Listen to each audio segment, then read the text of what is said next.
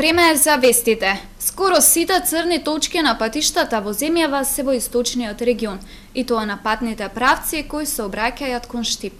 Овде се регистрирани и најголем број сообраќајни несреќи, посебно во летниот период кој зедоа повеќе човечки животи. Одредени делници од патната мрежа во Република Македонија веќе подолг временски период представуваат потенцијално опасни места за животот на учесниците во сообраќајот. Републичкиот совет за безбедност на сообраќајот на патиштата со потсетување до возачите кои се црните точки каде најчесто се случуваат сообраќајни незгоди на патиштата во Република Македонија и каде најмногу треба да се внимава. Карактеристично е тоа што скоро сите црни точки се на патните правци преку кои се сообраќај кон Штип. Прва е на патот Штип-Радовишка и местноста Пилав-Тепе. Втора критична делница е Штип-Кочани, која заради преоптовареност на коловозните ленти со возила и камиони во утринските часови и напладне, како и се поприсутната приклучна механизација во екот на земјоделската сезона, представува голема опасност за возачите, поради што се препорачува зголемена внимателност и прилагодување на брзината со условите на патот. Поради изведување на градежни работи за градба на магистралниот пат А4 делница Свети Николе Штип има пренасочување на сообраќајот на делница Клучка кај село Кадрифаково од регионалниот на магистралниот пат и обратно до Клучката кај село Тричешми по ново изградената коловозна лента. Исто така критична е и делницата Виница Македонска Каменица Делчево, каде често може да се видат одрони на патот како резултат на поројни дождови. Овие се патните правци на кои посебно во летниот период се регистрираат и најголем број сообраќајни несреќи, кои за жал завршуваат со човечки жртви.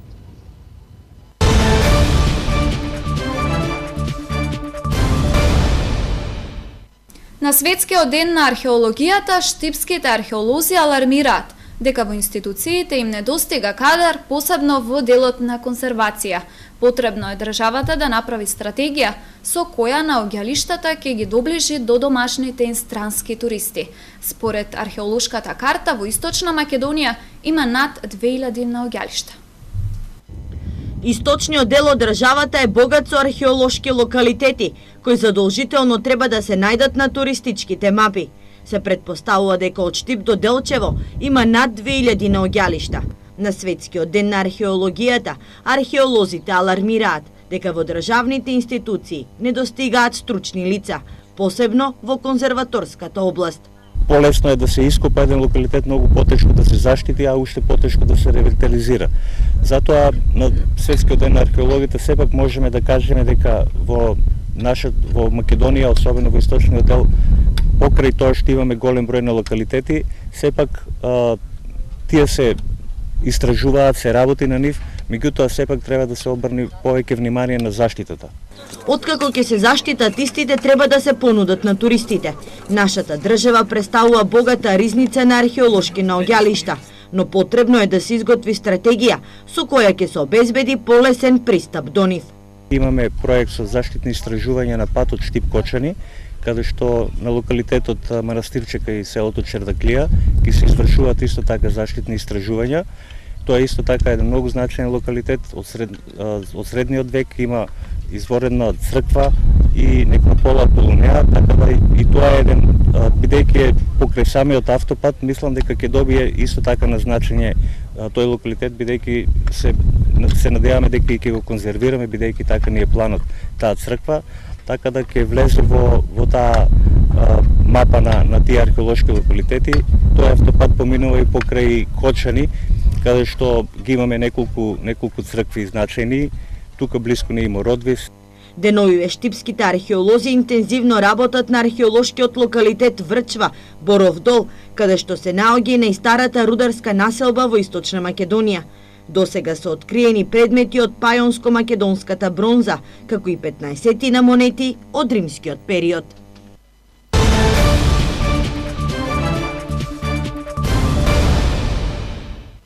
Земјоделците да ги наводнуваат посевите и да посветат посебно внимание на заштита од болести и штетници, зашто топлото време е погодно за нивен развој, препорачуваат агрометеоролозите. Предупредуваат дека земјоделските култури во моментов поради високите температури се изложени на температурен стрес и недостиг на вода во почвата. Топлото време негативно влијаеше на земјоделските култури, посебно на нивниот развој, а се очекува да влијае негативно и на квалитетот на нивните плодови. Во наредниот период се очекува топло и стабилно време, со високи дневни температури и ниска релативна влажност на воздухот и на одредени места минималните температури ќе бидат над 20 степени. Ваквата временска состојба се очекува и натаму негативно да влијае врз земјоделските култури, со предизвикување температурен стрес и недостиг на вода во почвата. Затоа приоритет на земјоделските производители треба да биде снабдување на земјоделските култури со потребното количество вода, велат агрометеоролозите. Странски ловџии годинава заинтересирани за одстрел на прелетен дивеч на терените во Штипско. Ловот се отвара на Илинден, а Штипското ловно друштво типуваше нова локација за изградба на ловен дом, и тоа во Овчеполската рамнина во атарот на Судик. 40 ловци од странство, повеќето од Италија и Грција, и годинава ќе ловат див, гулаб, грлици и препелици на терените во Штипско. Ловната сезона за одстрел на прелетен дивеч се отвара на Илинден. Околу 200 ловџи од ловното друштво во Штип, љубители на овој дивеч, заедно со гостите од странство, ќе ловат на неколку локации. Па покрај нашите ловџи, значи кои секако имаат желба да ловат прелетен дивеч, ние имаме од прилика секоја година од 150 до 250, тоа варира тој број, што сакаат да учествуваат во прелетниот дивеч, во лов на прелетен дивеч. Имаме и странски гости, кои имаме договор со нив постигнато, така да од 20 до 40 луѓе ловци ќе ни дојдат од Италија и од Грција. Ова сезона се лови, значи, на Врсаковско поле, Судичко поле и Трогерско поле. Таму има најмногу ваков вид на дивеч? Да, значи таму има прелет, има посеви со сончоклет, и за препелици исто така има детелина каде што може да се лови. Се поголемиот број на ловци од странство ја наметна потребата Штипското ловно друштво да бара локација за изградба на ловен дом и во низински предели. Првично ваков дом требаше да се гради во Балванско поле, но сега ќе се гради во атарот на Судик, во Овчеполскиот дел на плодното Врсаковско поле, што паѓа во Штипско. Имаме, значи, во план, во местноста Судик веќе добивме место каде да правиме ловен дом на низок терен, и тоа ќе се реализира најверојатно 2017 и 2018 година. Ловот за одстрел на прелетен дивеч традиционално се отвора на Илинден, а трае до 20 септември. Ловци од странство се очекуваат и во октомври, кога е дозволен одстрелот на еребицата. Во насока на развој на комерцијалниот лов и туризам, штипските ловџии се оптимисти дека ќе успеат да изградат уште еден ловен дом, како и што направија на планината Плачковица за ловците на крупен дивеч. Пред стартот на овогодинешниот откуп, откупната цена за килограм вранец да биде 17 денари, а за смедеревка 16 денари, додека договорите меѓу преработувачите и лозарите да бидат склучени пред откупот, да се почитуваат и да бидат под постојан надзор на пазарниот инспекторат, бара Федерацијата на фармери на Република Македонија.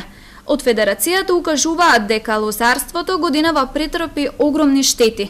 Од пролетниот мраз се уништени скоро 70% од родот, посебно во Ковадаречкиот регион. Но сепак смета, како што наведува, дека извоз треба да има заради подобар откуп. Според статистичките податоци во Република Македонија, 48.000 индивидуални земјоделски стопанства екзистираат од производство на грозје и од вкупната обработлива површина. Во Република Македонија 5% се лозови насади, или вкупно околу 24.000 хектари. Најголем процент се во Кавадаречкиот и Неготинскиот регион.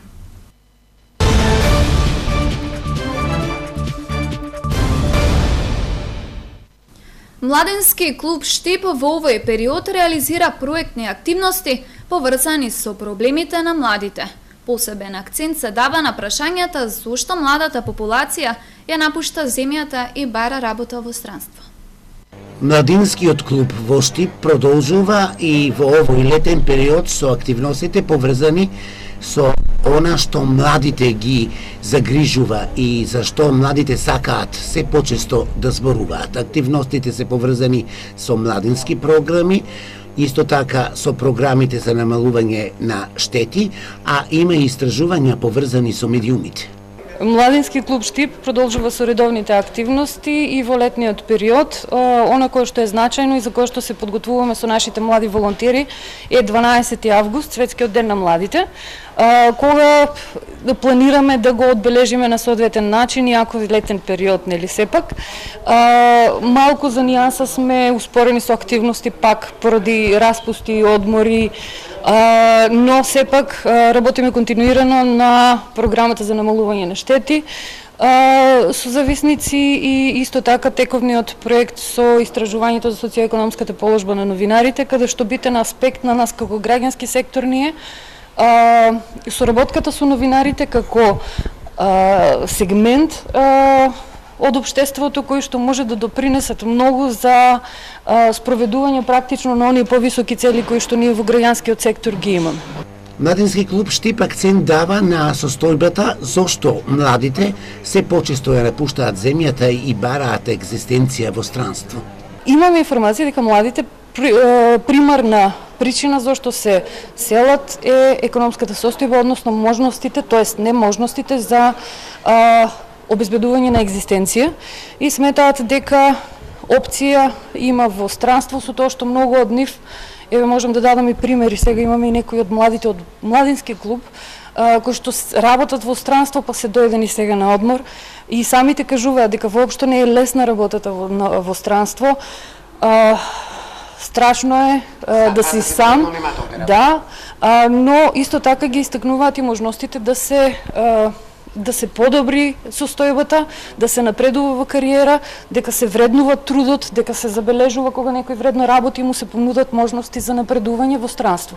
Кај нас тоа не го забележуваат и заради тоа заминуваат. Митровиќ нагласува дека во наредниот период Младински клуб Штип ќе реализира проектни активности кои имаат за цел полесно вработување на младата популација, но овде, а не да излегуваат надвор од државата. Во недела од 18 до 20 часот на градскиот стадион во Штип, граѓаните ќе имаат можност да ја проследат презентацијата на опремата на армијата на Република Македонија и на армијата на САД во Европа, која е дел од заедничката воена вежба Dragon Guardian 17. Покрај презентацијата на дела од воените возила и опрема на армијата на САД и на Македонија, граѓаните ќе имаат можност да проследат фитнес сесија, надпревар за најмладите, а воедно ќе биде одржан и пријателски фудбалски надпревар помеѓу екипи на армијата на САД, на Арама и на градот Штип.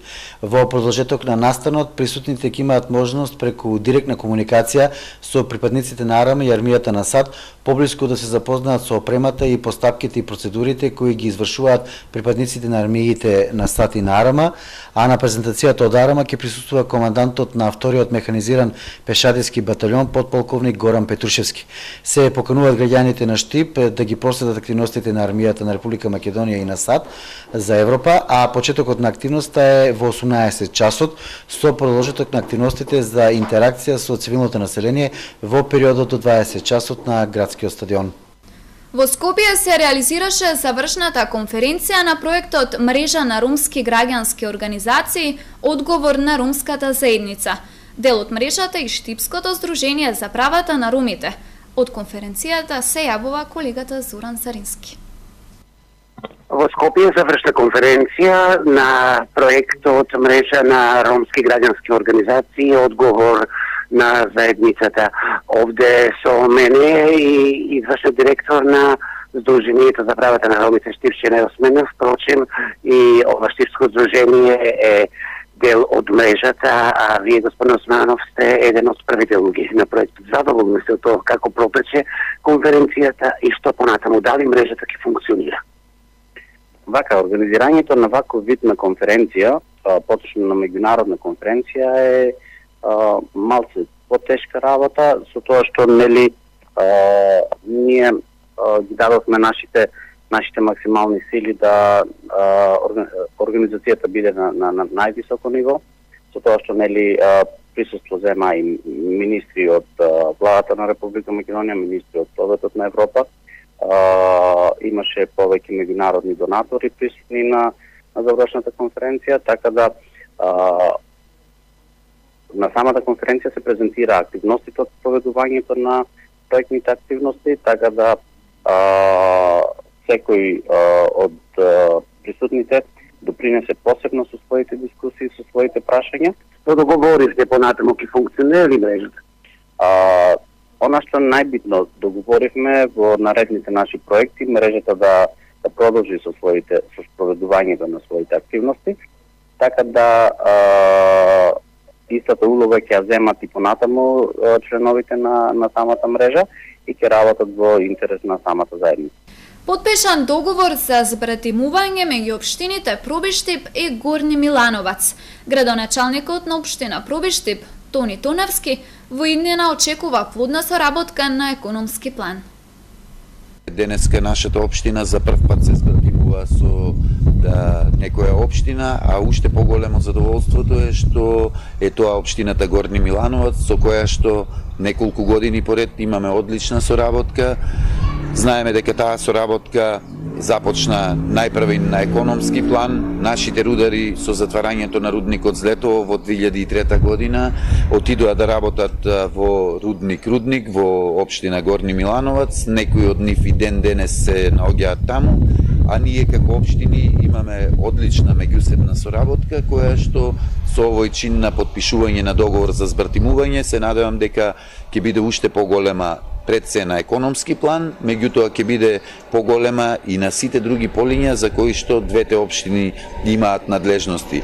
Му благодарам на господинот градоначалник, односно председател на општина Горни Милановац, кој што е еден од најдобрите и најуспешните градоначалници во Република Србија и е многу амбициозен, со што се надевам дека и општината Горни Милановац ќе има уште поголеми успеси од досегашните. Се надевам дека нашата соработка помеѓу двете општини ќе биде многу голема и ќе се види многу брзо. Регулаторната комисија за енергетика има рок од 7 дена да направи анализи за воведување на ефтина дневна тарифа на електричната енергија во домакинствата и кај малите деловни потрошувачи. Владата на последната седница донесе препораки за изработка на анализа, во која, освен регулаторот, ќе бидат вклучени представници од ЕВАНА, од Министерството за економија и од кабинетот на вице-премиерот Ангјушев. Со ова одлука, според владата треба да се подобри економската состојба на граѓаните, а истовремено да се потикне домакинското работење во јавните предпријатија од енергетскиот сектор.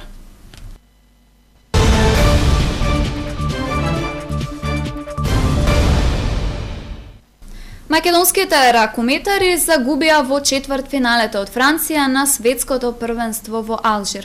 Во сабота и недела тие со селекциите на Русија, Тунис и Унгарија ќе играат за пласман од 5 до 8 место. Македонските надежи не успеа да го минат актуелниот светски првак Франција, од кого беа запрени во четвртфиналето на светското првенство во Алжир.